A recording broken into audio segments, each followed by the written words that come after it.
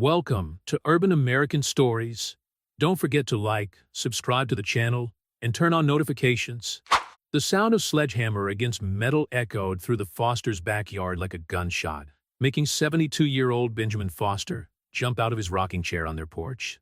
On the other side of the fence, a team of men wearing Meadowbrook HOA uniforms were invading his property in Winchester, Virginia, methodically dismantling his precious collection of historic farm equipment.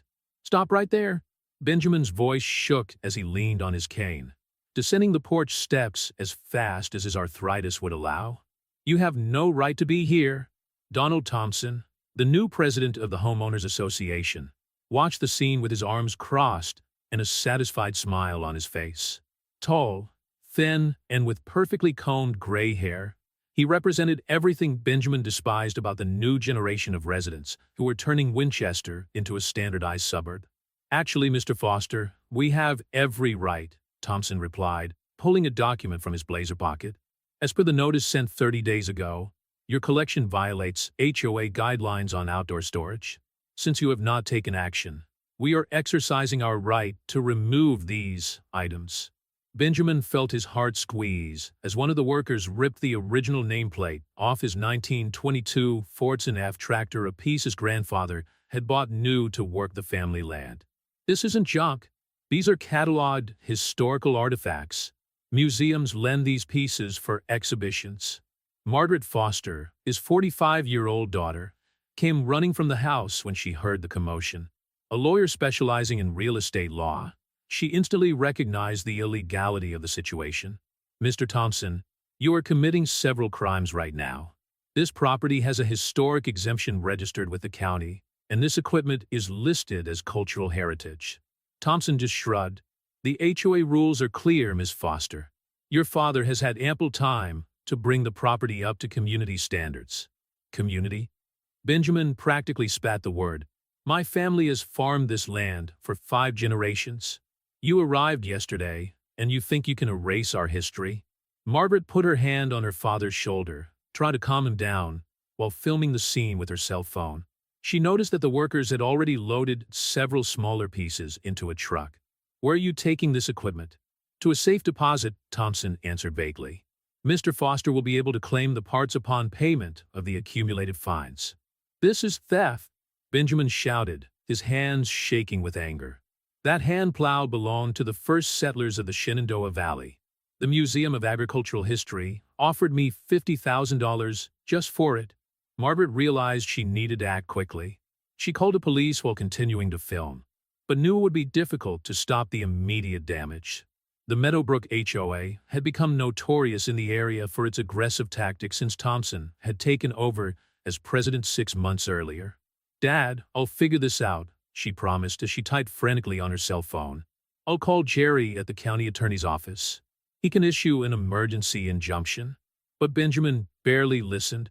His normally gentle blue eyes were fixed on Thompson with an intensity Margaret had never seen before. "You have no idea what you're destroying, do you? Every piece here tells a story. The sweat and tears of generations of farmers who built this country." Thompson checked his watch impatiently. "Spare me the melodrama, Mr. Foster. Meadowbrook is modernizing. Your collection of antique hardware depreciates the value of every property in the neighborhood." Just then, 2 county police cars arrived with their sirens on. Sergeant Rodriguez, who had known the Fosters for years, quickly assessed the situation. "Mr. Thompson, I need to see the documentation authorizing this removal." While Thompson was arguing with the officers, Margaret noticed something disturbing. A second truck had already driven off during the confusion, taking part of the collection with it. She quickly wrote down the license plate, but had a terrible feeling about the fate of those historic pieces. Benjamin collapsed into his rocking chair, suddenly looking much older. "Margaret, that tractor, your grandfather taught me to drive it when I was 12. I spent every summer of my youth restoring those machines with my father. Every screw, every part." Margaret hugged her father, feeling his fragility for the first time. "We'll get everything back, Dad. I promise." Over the next few days, the truth began to emerge. Thompson had quickly sold the most valuable pieces of the collection to several buyers, claiming to have legal authority from the HOA to carry out the transaction. The money had disappeared, and he refused to reveal the identity of the buyers. The case quickly gained local media attention. The Shenandoah Valley farming community was especially outraged by the destruction of such a significant historical collection. Margaret discovered that other families had also been victims of similar actions by the HOA under Thompson's management. "This isn't just about our family anymore," Margaret explained to her father as they prepared the paperwork for the lawsuit. "Thompson is using the HOA as a front for a larger criminal scheme. We need to expose this before more history is lost." Benjamin nodded, a new fire in his eyes. "Your mother always said that some battles need to be fought not for the victory, but for the principle. I think I finally understand what she meant." As the sun set over the Winchester fields, father and daughter gazed at the empty space where the collection once stood. But instead of defeat, there was determination in the air. The fight to preserve the Foster legacy was just beginning, and Margaret had a feeling that this battle would forever change the dynamic between HOAs and historic homeowners throughout the region. Margaret Foster ran her fingers over the worn surface of the old photographs. In it, her grandfather was smiling proudly next to the 1922 Fortson F with Benjamin, still a child, sitting in the driver's seat. The yellowed image contrasted painfully with the empty space in the yard where the historic collection had once rested. "I found something," said Rita Martinez, the private investigator hired by Margaret, placing a folder on the Foster's kitchen table. "Donald Thompson has a pattern. Before Meadowbrook, he presided over 3 other HOAs in different states. In each, there were allegations of forced sales of properties and disappearances of valuable items." Benjamin, who was feeding his chickens through the kitchen window, approached with interest. His tired eyes took on a glint of hope. "So, he's a professional crook?" "Worse." Rita opened the folder, revealing documents and photographs. "He operates with a network of antique dealers and private collectors. We've identified connections to suspicious auctions in Pennsylvania, Maryland, and West Virginia. Always the same modus operandi. He uses HOA regulations as a pretext to confiscate valuable items, which then turn up at private auctions." Margaret photographed each document with her cell phone. "This explains why he refuses to reveal the buyers. It's an organized operation." Margaret's phone rang. It was Jerry Patterson, the county prosecutor. "Margaret, you need to see this. We just received an anonymous tip about an auction in Harrisonburg. Apparently, some pieces from your father's collection will be sold tonight." "Harrisonburg? That's less than 2 hours from here." Margaret checked her watch. "There's still time to stop it." Rita was already reaching for her keys. "I'll go with you. I have contacts in the local police." Benjamin tried to get up. "I'm going too." "Dad, please stay here." Margaret gently made him sit down again. "We need someone to monitor whether Thompson tries anything while we're away. Also, Caroline will be here later for the meeting with the other residents." Caroline Shun, president of the Shenandoah Valley Historical Association, was organizing a resistance movement against the HOA's predatory practices. Several historic homeowners in the area had reported similar experiences with Thompson. On the drive to Harrisonburg, Margaret and Rita discussed strategies as the sun began to set over the Blue Ridge Mountains. "The problem is that Thompson is smart," Rita explained. "He always operates within a gray zone of the law, using HOA regulations as cover. But this time he went too far," Margaret replied, her jaw tense. That collection wasn't just a collection of old machines. It was a living record of American agricultural history. Arriving at the auction site, an old warehouse on the outskirts of Harrisonburg, Margaret immediately recognized the colonial hand plow among the items on display. Her heart raced when she saw the museum's cataloging label still attached to it. "There's our proof," she whispered to Rita, who was discreetly photographing everything with a professional camera. "That tag proves that Thompson knew exactly the historical value of what he was stealing." The auction was about to begin when the warehouse doors burst open violently. FBI agents, accompanied by local police, entered the premises. "This is an illegal auction of stolen property," announced Special Agent Marcus Rodriguez. "All items are seized as evidence." In the ensuing chaos, Margaret noticed a man trying to escape out the back. It was Stephen Walsh, the Meadowbrook HOA treasurer who always supported Thompson in his questionable decisions. She signaled to Rita, who quickly intercepted Walsh before he reached his car. "Mr. Walsh," Rita smiled, flashing her investigator's badge. "I think we have a lot to talk about regarding your recent financial transactions." Back in Winchester, Benjamin was receiving a growing group of indignant residents in his office. Caroline Chun presented historical documents proving the cultural importance of the properties Thompson had been attacking. "This isn't just about preserving old buildings or collections," Caroline explained. "It's about protecting the very identity of this region. Every farm, every agricultural implement tells a part of American history." Robert Mills, a 68-year-old farmer, stood up with difficulty. "Thompson also tried to confiscate my collection of antique tools last month. He said it violated the HOA's code on outdoor storage. I had to lock everything in the barn. And with me, he imposed an absurd fine because I refused to remove the property's original fence," added Susan Patterson, owner of a historic colonial-era home. "He said the style didn't fit with the standard of the neighborhood." Benjamin's phone rang. It was Margaret. When he put it on speaker, her voice was full of emotion. "Dad, we've recovered the plow and a few other parts. The FBI is involved now.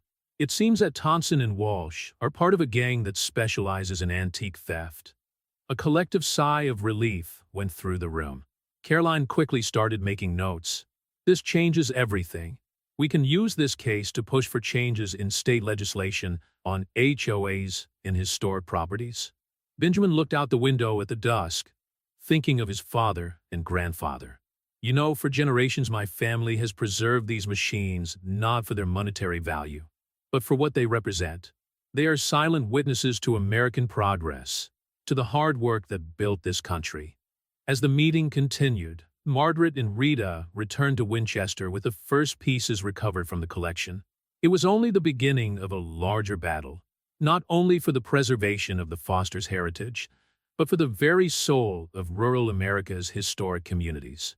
Prosecutor Jerry Patterson's office was buzzing with activity that morning when Margaret Foster arrived with a pile of documents. The discoveries of the last few weeks had turned her father's case into a federal investigation into a historical antiquities trafficking ring.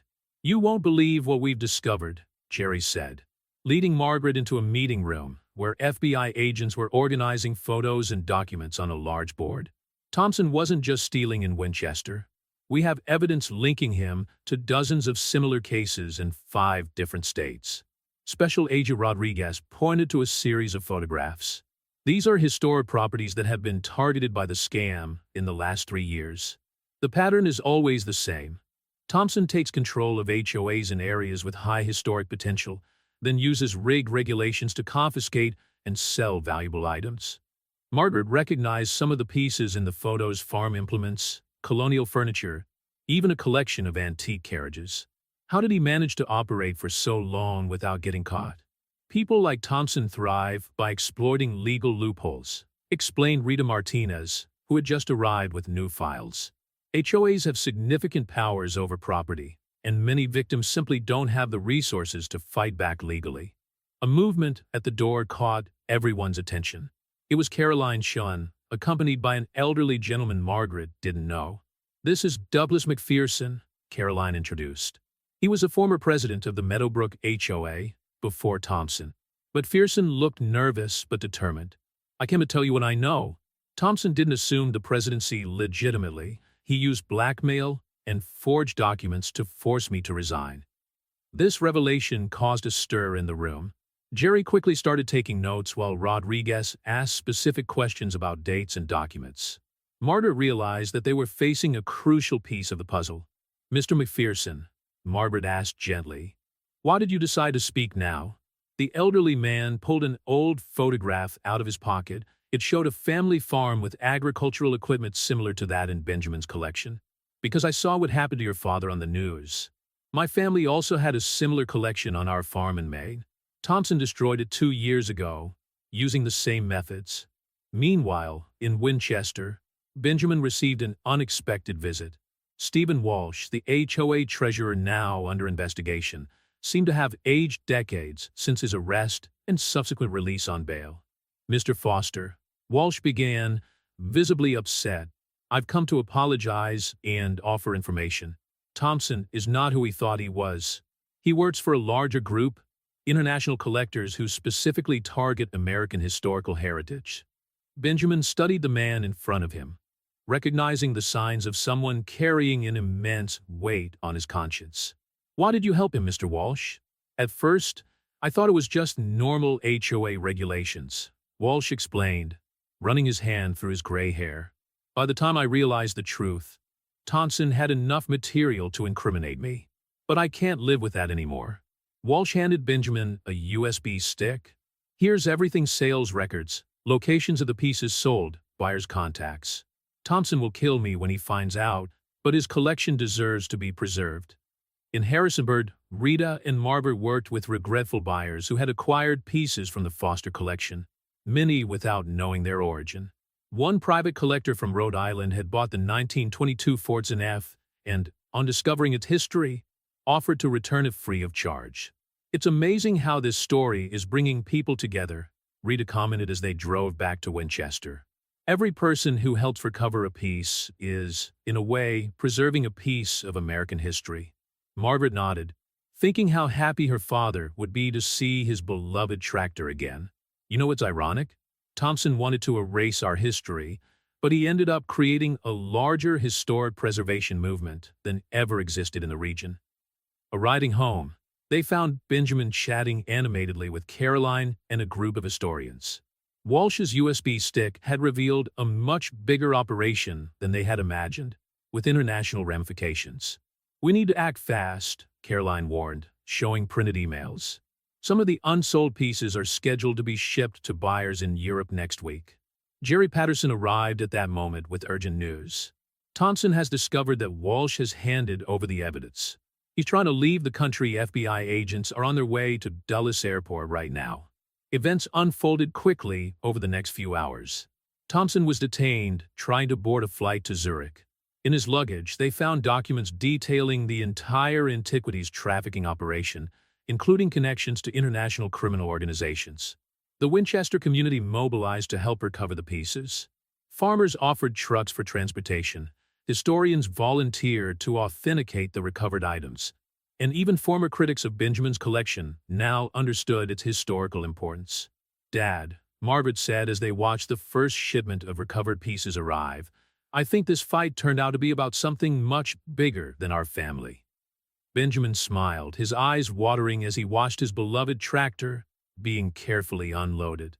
"Your mother always said that sometimes you have to lose something to understand its true value. But in this case, I think the whole community has discovered the value of preserving our history." The shadows of dusk lengthened over Winchester, but for the first time in weeks, they brought with them not apprehension, but hope. The fight to preserve the Foster legacy had turned into a movement to protect American history, uniting people from different backgrounds around a common cause. The FBI office in Richmond was buzzing with activity as agents organized evidence in what had become one of the largest cases of trafficking in historical antiquities in the eastern United States. Margaret Foster watched, fascinated, as Agent Rodriguez presented a digital screen with international connections to Thompson's scheme. "The European buyers are just the tip of the iceberg," Rodriguez explained, pointing to a complex web of transactions. Thompson was working for a cartel that specialized in cleaning American historical artifacts. This specifically targeted rural areas with rich agricultural heritage.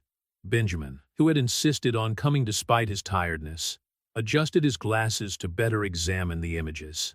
"That's my colonial plow. Was it scheduled to be sent to a collector in Munich?" Rita Martinez entered the room carrying new files. "Yes, and for an astronomical price." The German buyer had offered 180,000 euros for the plow alone. Thompson was drastically undervaluing the items here to inflate profits on the European market. "But we haven't found all the parts yet," Margaret noted, consulting her list. "The 1925 Farmel tractor and the antique combine harvester are still missing." Caroline Shun, who was coordinating the historic preservation efforts, came up with a surprising discovery. "I think I know where they might be. I just got a call from an antique dealer in Roanoke. He recognized the pieces in an abandoned warehouse that Thompson was renting under an assumed name." The news immediately mobilized a team. As the agents prepared for the operation in Roanoke, Walsh, the former HOA treasurer, continued to collaborate with crucial new information. Thompson had an elaborate system, Walsh explained, his voice laden with guilt. He would study communities with historic potential, infiltrate local HOAs, and start pressuring specific homeowners. He always focused on valuable collections that could be classified as violations of regulations. Benjamin shook his head in disgust. How many other historical collections were destroyed before we discovered it? The answer came from Robert Mills, who had just arrived with a group of local farmers. More than we can imagine, Mr. Foster. But we're organizing a network of landowners to locate and recover stolen historical artifacts throughout the valley. Margaret looked at the map on the wall, where red dots marked each location affected by Thompson's scheme. It's like he's systematically erasing American agricultural history, piece by piece. Jerry Patterson hurried into the room. We have a complication. Thompson is trying to cut a deal with the federal prosecutor's office. He's offered information about the international network in exchange for a reduced sentence. We can't let him off the hook so easily, Margaret protested. Not after all the damage he's done. He won't get away with it, Rodriguez assured her. The evidence we have is too solid. The deal will only be considered if he returns all the pieces and hands over everyone involved. At that moment, a team returned from Roanoke with encouraging news. The warehouse had been located, and inside were not only the missing pieces from the Foster collection, but also dozens of other historical artifacts stolen from different properties. It's like a crime museum, commented Rita, showing photos of the warehouse on her tablet. Each piece has a family, a history that Thompson tried to erase. The discovery provoked a wave of emotion among those present. Benjamin couldn't hold back the tears when he saw photos of his beloved farm, still bearing the identifying marks his father had engraved decades ago. Caroline quickly set about organizing a team of historians and conservators to properly catalog and preserve each item recovered. This goes beyond simply returning the pieces. We need to document everything to ensure that history doesn't repeat itself. Meanwhile, in Winchester, the community was mobilizing in unexpected ways. Robert Mills had organized a group of volunteers to restore the space in the Foster's backyard, preparing it to welcome back the historic collection. It's not just about old machines, Mills explained as he supervised the work. It's about preserving our cultural heritage. Each piece tells a story of American innovation, perseverance, and progress. Margaret, watching events unfold, realized that Thompson's crime had inadvertently catalyzed something extraordinary, a renewed awareness of the importance of rural historic preservation. Sometimes, Benjamin reflected, sitting in his rocking chair as he watched the volunteers at work, it takes almost losing something for people to understand its true value. The fight for justice was far from over, but now there was an entire community committed to preserving not just the Foster collection, but an entire historical legacy that had almost been lost forever. The sun was setting over Winchester, casting long shadows over the Foster's backyard, where their precious collection would soon once again silently tell the story of generations of American farmers. The federal courtroom in Richmond was packed that fall morning. Benjamin Foster, sitting in first daughter next to Margaret, watched Donald Thompson in his orange prison suit. The man who had tried to destroy his family legacy seemed smaller now, his arrogance replaced by an expression of defeat. "Your Honor," federal prosecutor Sarah Whitman began, "the defendant Donald Thompson not only orchestrated a criminal scheme of antique theft, but also systematically manipulated homeowners' associations to attack the very historic fabric of our rural communities." In the gallery, dozens of historic homeowners and farmers from across the Shenandoah Valley watched intently. Caroline Shun had organized a massive presence to demonstrate the community impact of Thompson's crimes. The evidence demonstrates that the defendant and his associates caused irreparable harm to several historic collections, Whitman continued. Some pieces, sold to international buyers under falsified documentation, can never be recovered. Margaret squeezed her father's hand as Thompson rose to make his final statement before sentencing. His face was marked not by regret, but by a calculated bitterness. "I merely implemented existing rules," Thompson argued weakly. HOAs have the authority to uphold community standards. If some people insist on turning their backyards into private museums— Objection, Your Honor, Whitman interrupted. The defendant is trying to minimize crimes for which he has already pleaded guilty. Judge Patricia Montgomery, a gray-haired lady known for her defense of historical heritage, removed her glasses with a sigh. Mr. Thompson, your actions were not only criminal, they were a deliberate attack on American cultural heritage. This court views with particular gravity your exploitation of HOAs to facilitate an international antiquities trafficking scheme. The verdict was delivered with the solemnity that the moment demanded. Thompson received 15 years in federal prison, substantial fines, and the obligation to compensate all victims. Most importantly, he was ordered to provide all information on international buyers to facilitate the recovery of the missing pieces. After the sentencing, in the hallway of the courthouse, Benjamin was approached by Douglas McPherson, the former HOA president who had testified against Thompson. Mr. Foster, we did it. Your fight opened a lot of people's eyes. It wasn't just my fight, Benjamin replied, observing the diverse group of people around him: farmers, historians, lawyers, and residents united in a common cause. It was the fight of everyone who believes that our history deserves to be preserved. Rita Martinez approached with encouraging news.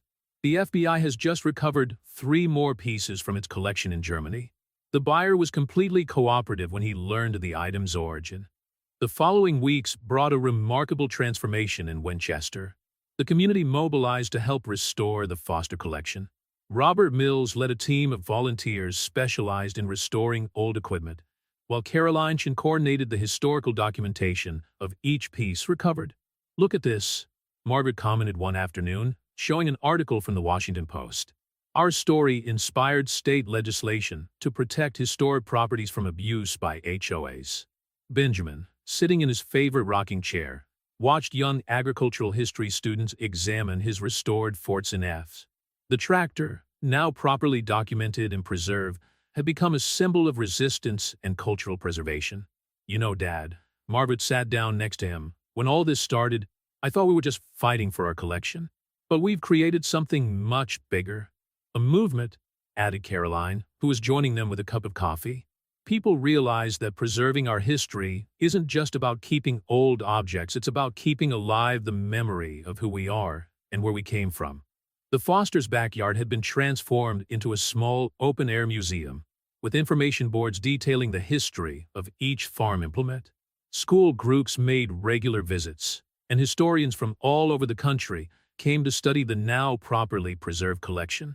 "Margareth," Benjamin called to his daughter a few days later, "I found this in the attic." He held up an old camera. "Your mother used to photograph every piece in a collection when it was restored. She said that each photo told a story of renewal."